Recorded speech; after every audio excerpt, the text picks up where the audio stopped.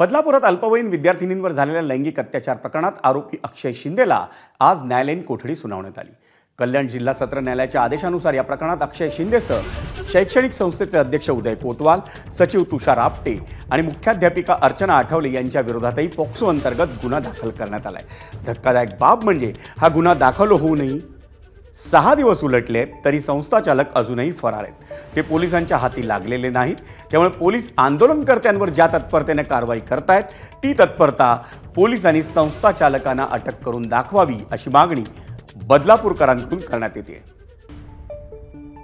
कुठेतरी असं राहतं ना की अजूनही आमचे जे विद्यार्थी आहेत विद्यार्थिनी आहेत त्या सुरक्षित आहेत का, आणि आंदोलकांना अटक होते ती होणारच आहे, पण पुढे काय म्हणजे शाळेबद्दल काय त्याच्याबद्दल काहीच माहिती जनतेला मिळत नाही की कसं होणार आहे, त्यांना कुठे कोणाला अटक झाली आहे का, की पुढे कसं होत राहणार आहे, तिथे आमची मुलं सुरक्षित आहेत की नाही।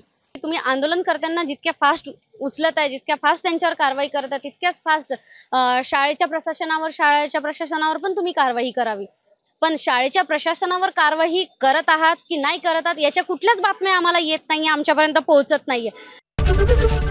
एबीपी माझा, उघडा डोळे बघा नीट।